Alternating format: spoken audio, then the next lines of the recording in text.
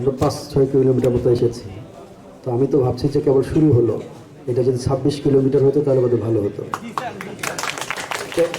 কারণ যখন আমরা শুরু করছি এসে দেখি যে শেষ হয়ে গেছে। এই কারণে মানে হয়তো আমরা ফার্স্ট হইতে পারি নাই, কিন্তু আমাদের শুরুটা ছিল ওই সময়। তো যাই হোক, আজকের এই ম্যারাথন অনুষ্ঠানে আমার দৃঢ় বিশ্বাস, আমরা যারা এখানে লাইন শেষ করেছি, ঠিক এইখানে যদি আমাদের আব্দুল্লাহ উপস্থিত থাকতেন, তৌহিদ উপস্থিত থাকতেন, ইমতিয়াজ জাবের যদি উপস্থিত থাকতেন, তারা ফার্স্ট হতো, আমরা পিছনে পড়ে যেতাম।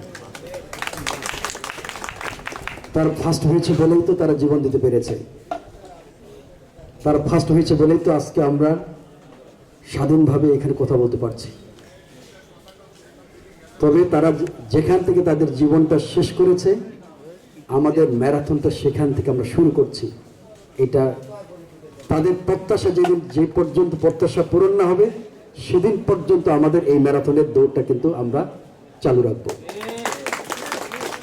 আমরা শুধু আজকে শুরু করেছি, নতুন বাংলাদেশ তৈরি না হওয়া পর্যন্ত, ফ্যাসিবাদের শিকড় একেবারে মূলোৎপাটন না হওয়া পর্যন্ত আমাদের সকল ধরনের কর্মসূচি চলমান থাকে, সকল ধরনের সামাজিক, সাংস্কৃতিক, রাজনৈতিক কর্মসূচি চলমান থাকে।